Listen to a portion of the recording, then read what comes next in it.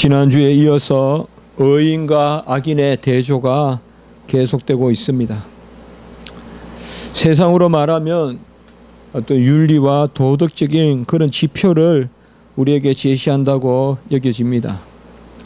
요새 의인이다 악인이다 이런 말은 잘 쓰지 않죠. 도덕적 인간, 비도덕적 인간 이런 말은 우리가 많이 씁니다만은 과연 누가 의인이고 누가 악인입니까?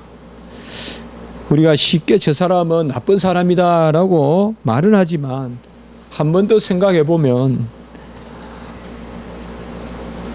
누가 나쁜 사람이고 누가 좋은 사람인가 과연 그렇게 판단하기가 결코 만만치 않습니다.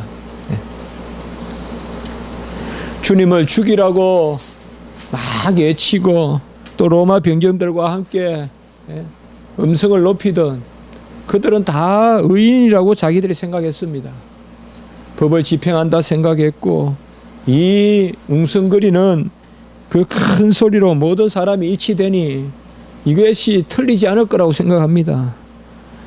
그러나 십자가에 달린 강도와 예수님을 죽이는 그 유대인의 무리와 로마 병정들 과연 누가 악인이고 누가 의인입니까? 우리가 가장 빠지기 쉬운 이 인생의 함정은 어떤 기계적인 학문이나 또 어떤 체육을 하는 그런 기록이나 이런 것들은 간혹 속이는 것 같아도 그래도 괜찮습니다. 뭐 속여야 얼마 속이겠어요. 100m 뛴 사람이 속여야 몇 초 속이겠죠. 그러나 진짜 속이는 것은 양심입니다. 내가 착하다고 생각하고 다른 사람들은 무조건 그릇되다고 생각하고 또 이상하게도 그런 것은 그 자신 안에만 머물러 있지 않습니다. 당을 짓습니다. 당을 짓자 보면 정죄가 나옵니다. 판단을 해서 정죄를 합니다. 그러면 그 사람은 아주 같이 공존할 수 없는 인간이 되어서 요새야 뭐 추방하거나 이런 게 없지만 옛날에는 추방도 시키고 그런 걸 우리가 보지 않습니까? 또 재판을 해서 그런 죽이는 경우도 있고요. 사실 잠언에서 말하는 의인과 또 악인은 우리가 이 지금 일상을 살아가는 그런 기준과는 좀 다른 것입니다. 물론 우리가 잠언을 쭉 읽으면 다 우리에게 와닿고 믿지 않는 사람들도 잠언의 말씀에 크게 틀린 게 없습니다. 그렇지만은 조금 깊이 읽어보면 잠언에서 말하는 의인과 악인의 어떤 그러한 용례는 전혀 이 세상과는 다른 그러한 궤에 서 있다는 것을 우리가 볼 수가 있습니다. 이미 우리는 잠언에서 의인은 일단 지혜로운 자가 의인이다. 뭐 계속 지혜를 이야기하면서 의인이란 말이 나오는데 어떻게 보면 이건 답이 안 되는 것 같지만 그래도 크게 이렇게 우리가 정의가 내려져 있습니다. 지금 잠언에서 계속 말하는 의인은 지혜로운 자다. 또 이것을 시편까지 말하면 의인과 악인 뭐 대부분 시편 1편부터 나오는데 그 마찬가지로 지혜로운 자가 이제 의인이다. 그러면 지혜는 또 뭐냐 이거죠. 이것에 대해서 또 살펴봤어요. 지혜는 생명의 어떤 그러한 지식, 어떤 생명의 근원 이런 것이 관계되는 그러한 세상의 지식과는 다른 것이다라고 우리가 말했습니다. 여러분 생명이 뭡니까?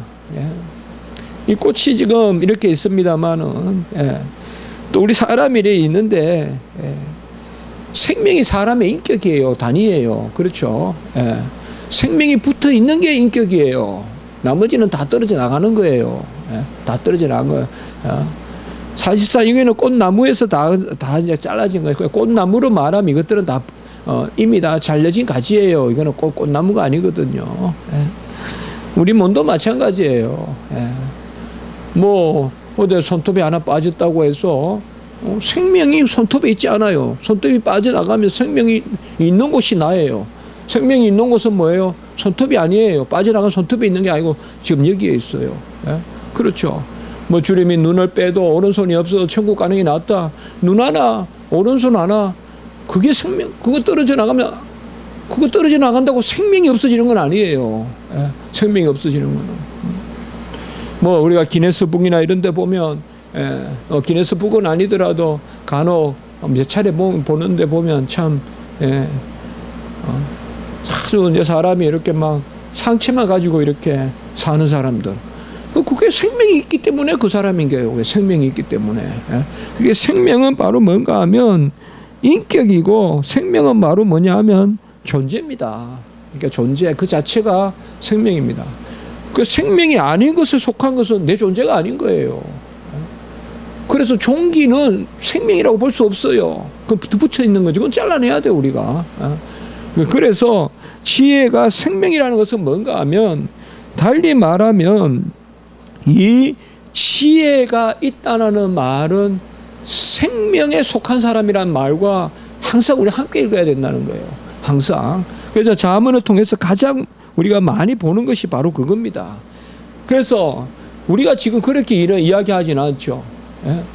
맥박이 온전하게 뛰고, 폐가 기능하고 피가 흐르면 그 생명이 있다고 하죠. 그러나 성경은 지금 뭐라 합니까? 오늘 28절에 보면 공의로운 길에 생명이 있나니 그 길에는 사망이 없느니라. 역시 또 오늘 말씀도 생명이 나와요. 그 살아있는 사람은 공의로운 길에 있는 사람이에요.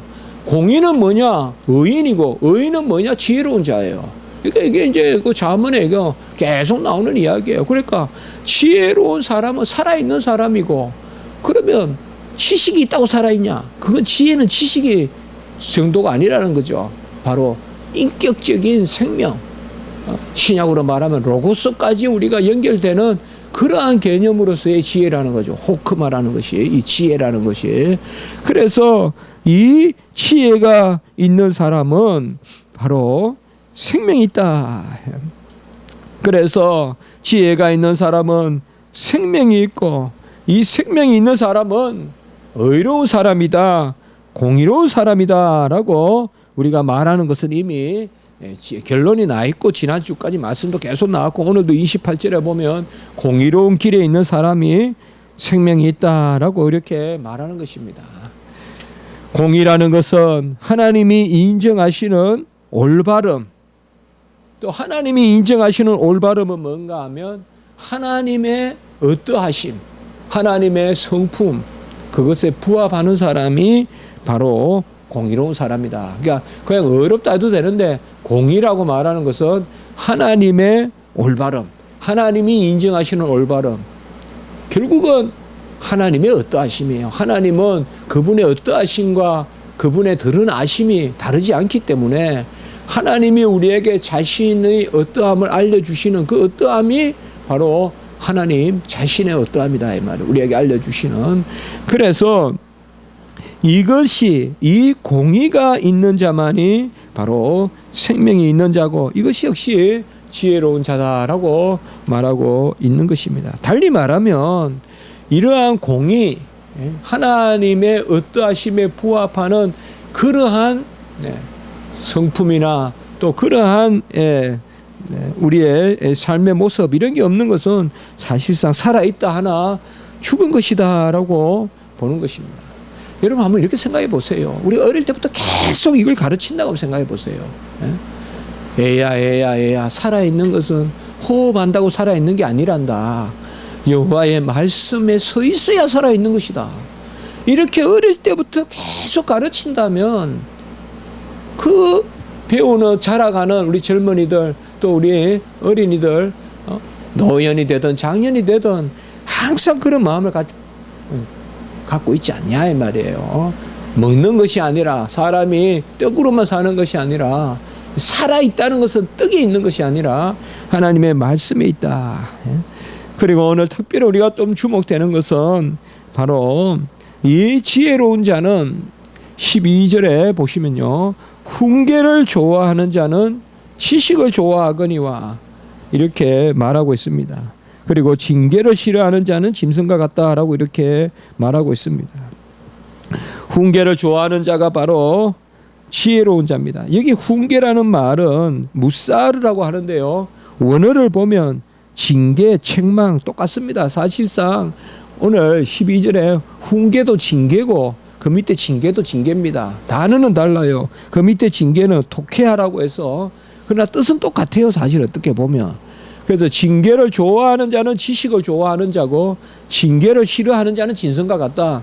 이렇게 해도 돼요. 근데 징계란 단어를 두 단어 썼기 때문에 앞에는 훈계로 번역해서 훈계라 그러면 좀 좋은 말 같이만 들리지만 이 원어의 뜻은 그렇지 않습니다. 꾸짖는 말, 혼내는 말 이런 것이 바로 훈계입니다. 여기서 무사르란 단어예요. 그래서 지혜로운 자가 누구냐 이 말이에요. 그 사람은 바로 훈계, 징계를 잘 받아들이는 사람이 지혜로운 사람이다. 라고 이렇게 말하고 있습니다. 징계를 잘 받아들이는 사람이 지식을 좋아하는 사람이다. 다트, 이 지식을 좋아하는 사람이다. 이 지식이 없어서 망한다고 한 거예요. 자, 한번 이렇게 한번 생각해 보세요. 이스라엘 백성에게 선지자들이 얼마나 많이 징계를 경고했습니까? 하나님의 징계를 이야기했어요. 엘리야가 아합에게도 이야기했어요. 그러나 징계를 싫어하는 거예요. 여러분, 여호와의 징계를 싫어하는 사람은 지식을 좋아하는 사람이 아니에요. 지식을 좋아하는 사람은 오늘 1절에 누구냐? 여호와의 징계를 좋아하는 자가 바로 그야말로 예지자, 지식을 좋아하는 바로 필라소퍼, 철학자. 그런 철학자 말을 들으려면 징계를 좋아해야 된다. 그렇게 오늘 여기에서 말하고 있습니다. 바로 지식을 즐긴다 하면서 징계를 받기 싫어하는 사람이 있어요. 너무 온실과 같은 그런 학문, 누가 그냥 조금만 자극을 두면 그저 무너져 버리는 그런 학문일 수 있어요. 사실상 특별히 우리가 하나님의 말씀에 공부를 하는 거, 저는 신학을 가르치고 있지만 사실 그것은 하나님의 징계에 노출된다고 저는 생각해요. 그것에 대해서 예민해지고 또 그것을 받아들이려고 마음먹어야 또 배울 수 있고, 그런데 모두 그것을 피해 다니다 보면 그렇지 않아요? 율법에 찔리는 거, 징계 이런 거 피해 다니다 보면 어떻게 우리 지식을 알 수 있냐 이 말이에요. 그렇죠. 그래서 특별히 지혜 있는 사람은 이 징계예요. 제가 정말 이때까지 신학 공부하고자 해서 석사과정이나 이런 것을 안 받아준 학생이 두 학생이 있어요. 추천서를 안 써준 학생이 두 학생이 있고, 그 두 학생의 공통점은 뭔가 하면 한 학생은 실컷 듣고 나서 딱 전혀 그 말대로 안 하고 실컷 그 자리에서 얘했다가 자기가 결정해서 하고, 또 딴 학생은 뭐냐 하면 그것을 아예 그 자리에서 부인하고 받아들이려고 하지 않아요. 받아들이려고 하지 않아요. 사실상 그런 사람은 참 가르치기가 어려워요. 물론 더 이제 또 기회로 배울 수가 있겠지만은 가르치기가 어려워요. 사실 지식이 있는 사람은요, 열려 있는 사람이에요. 내가 부족하고 모자라고, 내가 잘 모르고, 그래서 언제든지 내 것에 대해서 수정할 용의가 있고, 내가 그릇된 건 인정할 수 있고, 그게 배운 사람의 모습이지, 배운 사람이 아니 이건 아니에요. 물론 A와 아니오가 뚜렷이 해야 되죠. 그거하고 이건 또 다른 차원이에요. 여기서는 특별히 하나님이 꾸짖을 때 말이죠. 하나님이 꾸짖을 때 그것에 돌이키는 사람이 지식을 좋아하는 그러한 사람입니다. 우리가 어떻게 혼이 나지 않겠습니까? 징계가 왜 우리에게 임하지 않겠습니까? 우리가 불완전하니까 당연히 징계가 있겠죠. 우리의 삶에. 그 징계를 좋아하는 사람이 지식을 좋아하는 사람이다. 정말 참 귀한 말씀인 것 같아요. 징계를 좋아하는 사람이 진리를 좋아하는 사람이다. 그렇지 않겠어요, 여러분들? 징계는 싫어하면서 진리는 좋아한다? 그거는 정말 쪼개진 지식이에요. 내 속과 그런 지식은 그달기만 하는 거예요, 그냥. 그렇다 줄 맞춰가지고 외운 거지. 진짜 지식은, 내 속에서 받아들여지는 진짜 지식은, 내 삶을 비추고 그 지식으로 내가 영향을 받고 내가 변화가 되는 그러한 지식은 찔림을 받는, 그래서 그것으로 말미암아 훈계를 받는. 9번 길을 가는 양은 막대기로 몰아야 되지 않겠습니까? 그리고 힘이 없어 넘어지는 팽이는 그래야 팽이 채로 채야 되지 않겠습니까? 그 바로 이런 것들이 지혜로운 자의 모습이다라고 이야기하고 있습니다.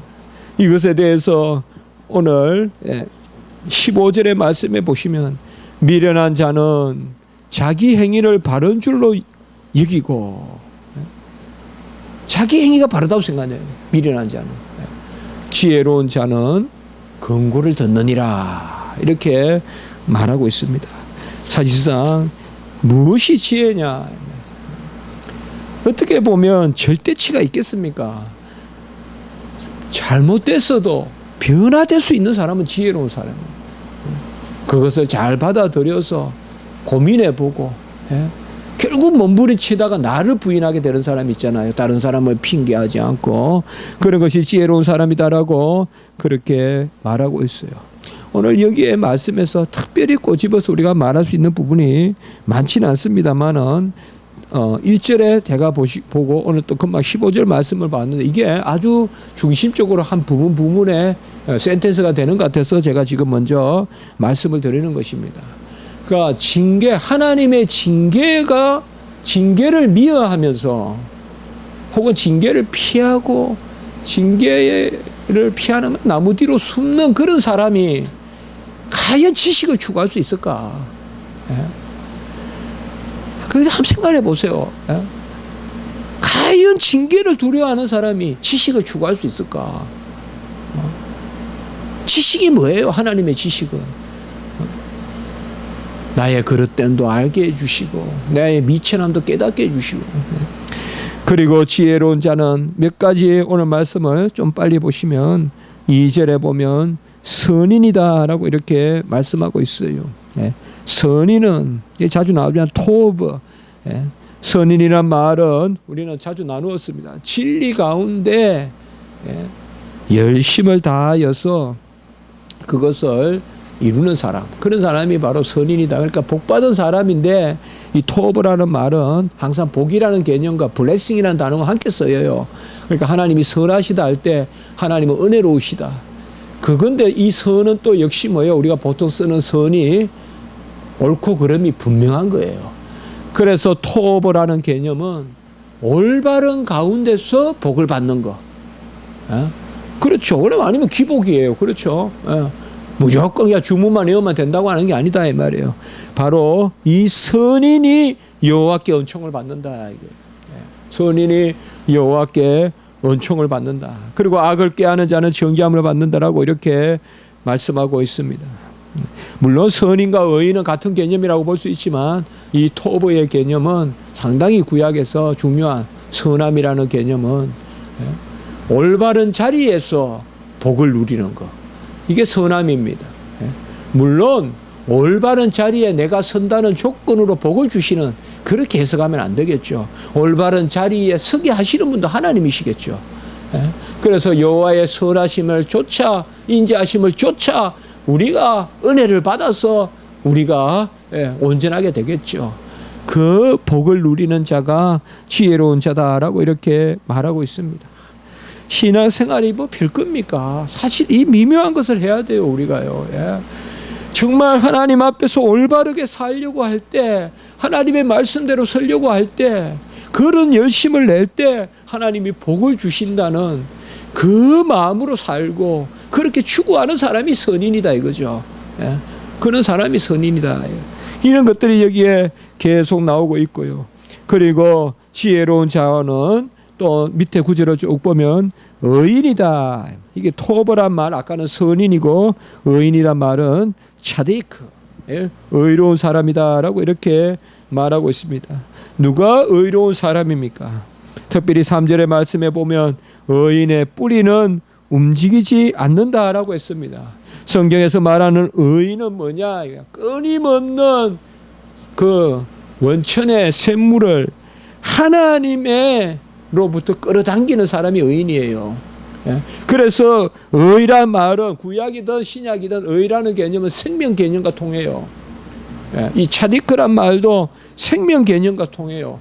여러분 한번 생각해 보세요. 썩은 물, 더러운 물, 정결하지 않는 물은 죽은 물이라고 해요.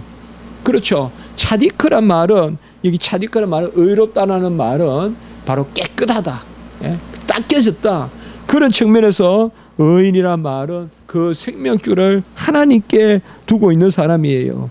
하나님에 두고 있는. 그래서 3절에 의인의 뿌리는 움직이지 아니하고 12절의 말씀에 보면 의인은 그 뿌리로 말미암아 결실하느니라 라고 이렇게 이야기하고 있는 것을 우리가 볼 수가 있어요. 그래서 의인의 뿌리는 움직이지 않다. 여기 가가지고 뿌리를 갖다 댔다가 저기 갖다가 대는 게 아니라 여호와의 샘에 뿌리를 받고 결실하는 그것이 바로 지혜로운 자다라고 이렇게 말씀하고 있는 것입니다. 그 지혜로운 자는 기회주의자가 아니라는 것입니다. 지혜로운 자는 그 뿌리를 견고하게 하나님의 말씀에 박아야 돼요. 추워도 흔들림 없이요. 우리가 뭐 어려움 당할 때 갑자기 무슨 용기가 생기고 아니에요. 저도 그렇게 많이 생각해요. 평소에 훈련이 돼 있어야 돼요. 평소에 여호와의 말씀에 수시로 붙들리고 어쨌든 내가 부족하지만 또 나를 쳐서 복종시키고 하는 훈련이 돼 있어야 급할 때 그 뿌리가 흔들리지 않아서 열매를 맺게 되는 것이죠. 바로 의인은 그거예요. 우리는 금방 생각할 수 있죠. 의인은 시냇가에 심긴 나무와 같이 시절을 쫓아 가시를 맺는데 악인은 뭐예요? 겨와 같이 바람에 나는 겨와 같죠. 뭐요? 뿌리가 없잖아요. 악인들은 뿌리가 없어요. 여기 살랑 저기 살랑 이 말에 현혹 저 말에 미혹돼가지고 왔다 갔다 하나 이 말이에요. 성경은 그런 사람들 악인이라 부른다는 거예요. 그래서 남의 잠을 타넘어서 악인이 아니라 요동치 않는 뿌리를 받고 그 가운데 서 있지 못하고 여호와 하나님께 뿌리를 박지 못하고 이래 기우 저래 기우 다는 사람은 성경은 악인이라 부르는 거예요. 악인이라 부르는 거예요. 그런 사람들은 오히려 그냥 강도보다 더 돌이키기가 어렵다 이 말이에요. 하나님도 여러 선택 중에 하나의 대안밖에 안 되는 그런 사람들이 악인이라 이 말이에요. 바알도 섬기고 하나님도 섬기고 이런 사람들 말이죠. 뿌리를 여기에 댔다 저기에 댔다가 변덕스럽게 하는 것.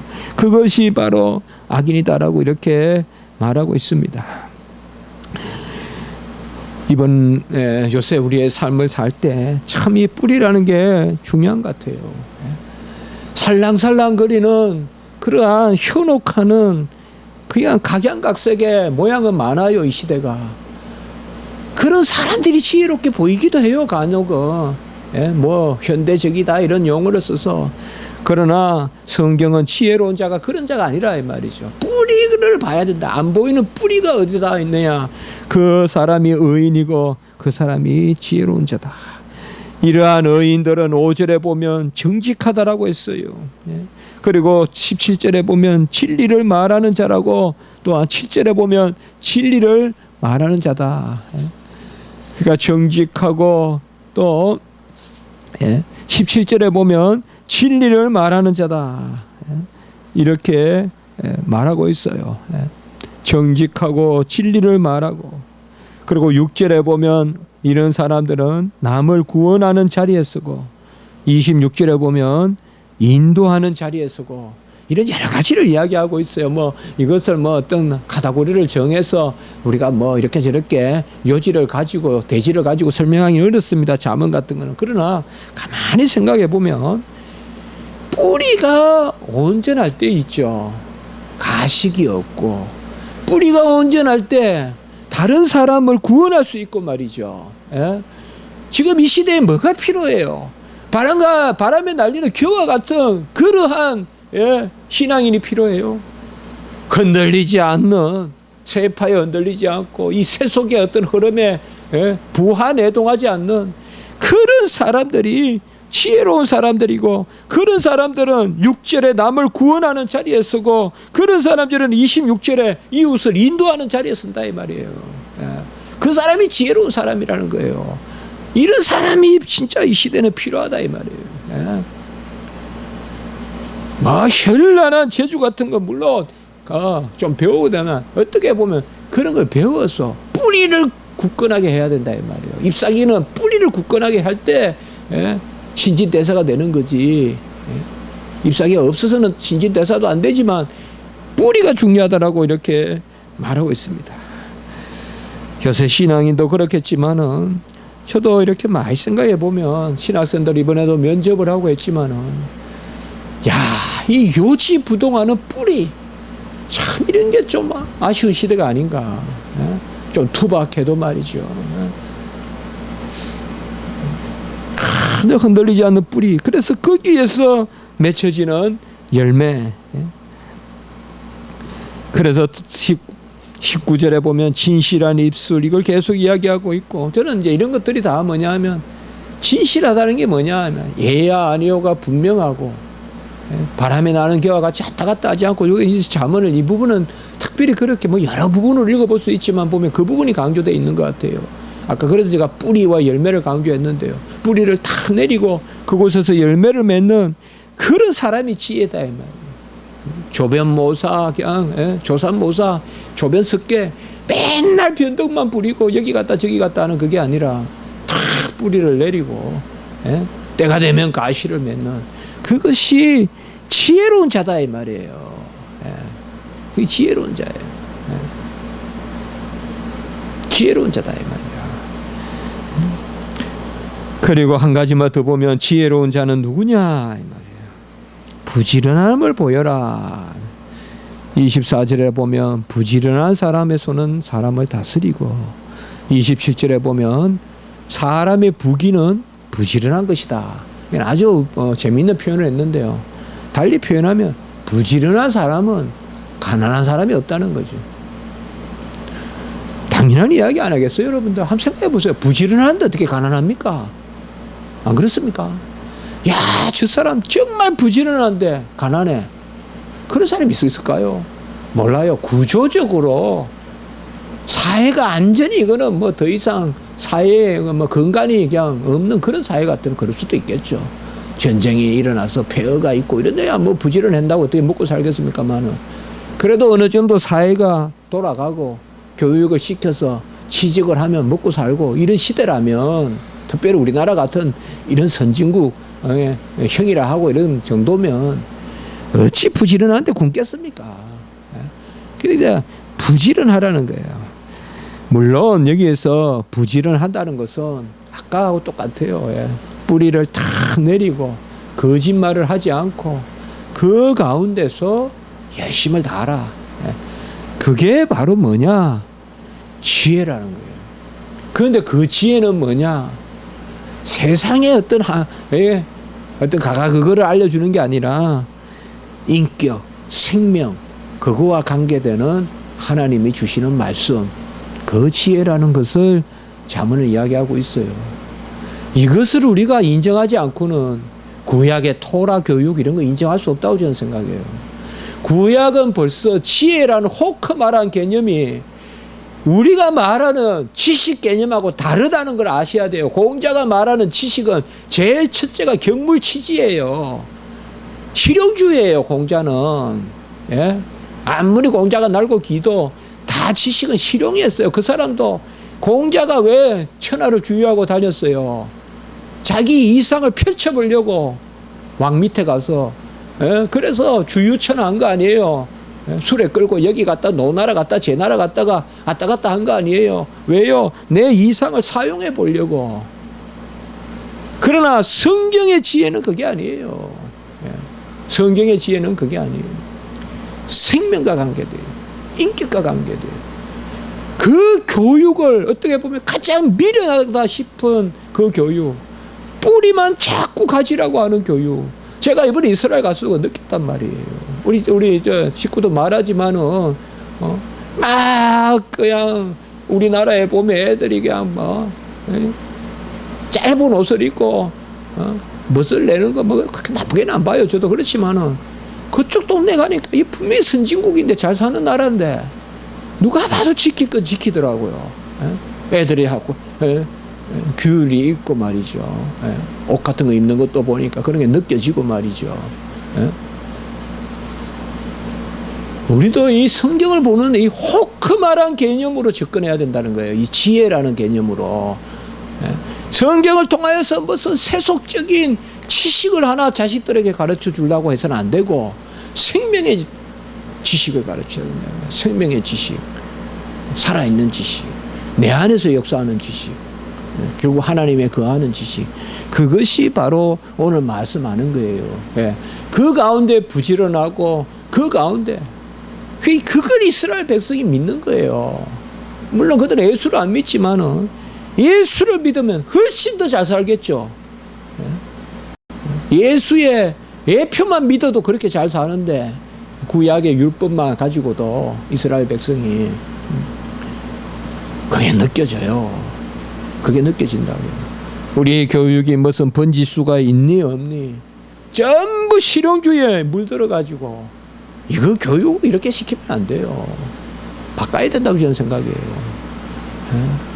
어떻게 대학 도서관에 전부 영어책 하나, 그 다음에 취업 책만 쫙 열려있는, 이게 이 암울한 우리나라의 미래를 보여주는 거예요. 이게 대학교 때는 인문을 공부해야죠. 시도 공부하고 철학도 공부하고 또 종교학도 공부하고 신학도 공부하고 그런 어떤 법학도 하고 이런 것이 대학이 돼야 되지. 무조건 그냥 모든 학생을 그냥 다 줄시어가지고 그냥 사지선자 오지선자 띠 찍어가지고 급수 나눠가지고 9급이니 7급이니 나눠가지고 쭉쭉 그냥 순서대로 집어넣고, 저는 이 사회는 결코 안 돼요. 이거 교육이 지금 제가 봤을 때는. 여기에 저는 그런 그런 거 잘 이야기 안 합니다. 무슨 토라 교육이니 이런 건 저는 말하고 싶지도 않고, 그렇지만은 지금 이 본문을 다루니까요. 이제 말씀을 맺어본다면 이 악인은 뭐냐? 뿌리가 없다 이거예요. 지혜에 뿌리가 없는 사람이 악인이지. 성경이 말하는 악인은 무슨 칼을 들고 담을 타넘어서 그게 악인이 아니에요. 성경에서 말하는 악인은 겨와 같이 여기 붙었다 저기 붙었다 하는 사람이 악인이에요. 그 어떻게 보면 구제불능이에요. 훈계를 듣지도 않고 그런 사람을 강팍한 사람, 완고한 사람이라고 하는 거예요. 성경은 신약적으로 말하면 성령을 해방하는 사람이에요. 그 사람들은 성령의 음성이 들려도 움직이지 않는 사람들이에요. 그런 사람들이 아니라 뿌리를 탁 주고, 오늘 3절에 악인의 뿌리는 의인의 뿌리는 움직이지 않고, 아까 말씀했던 12절에 보면 의인은 그 뿌리로 말미암아 결실하느니라. 이것이 바로 오늘 성경에서 우리에게 알려주는 지혜입니다. 정 안 되면 정말 이런 것을 제대로 가르치는 신학교를 하나, 기독교 학교를 좀 세워보든지 이런 것도 대안이 되는데, 기독교 학교라고 세워놓고는 교육부 눈치나 보고 그래서는 안 돼요. 교육부에서 취업률을 가지고 기독교 학교에 적용하는데 무슨 기독교 학교가 되겠어요? 취업률에 따라서 기독교 교육을 어떻게 시킬 거예요? 그렇게 하면 안 돼요. 그래서 대안학교 이런 거 많지만 그건 검증이 또 필요한 거고요. 그래서 오늘은 한번 그 말씀을 이렇게 우리가 나눠보면 기도드리겠습니다. 거룩하고 자비로우신 하나님 아버지, 생명에 우리 자신을 움직이고 우리 안에 살아있는 그 인격의 지혜가 우리에게 임하여 역사하는 줄 믿습니다. 주 예수 그리스도께서 말씀으로 육신이 되셔서 우리 가운데 거하시고 은혜와 진리가 충만한 가운데 우리에게 계시하시고 또 다 그 뜻을 이루심으로 역사하시는 줄 믿습니다. 진리의 영을 우리에게 허락하여 주셨소. 이제 우리가 알게 하셨사오니 더욱 알기에 힘쓰는 저희가 되게 하여 주시고, 이 시대가 지식이 없어 망한다는 그 선지자의 음성을 다시금 우리가 새겨 듣게 하시며 하나님의 말씀을 힘써 아는 데 나아가는 저희들이 되게 해주시고, 우리 김원진 전도사님도 아버지 손에 맡깁니다. 주여, 우리는 애통하고 간구합니다. 하나님 아버지여, 종을 불쌍히 여기셔서 주여 회복시키시고 또 잘 배워서 또 잘 준비되어서 주의 종이 되게 하시고 하나님의 뜻을 이루어 주시옵소서. 구주 예수 그리스도의 이름으로 감사하며 기도드리옵나이다. 아멘.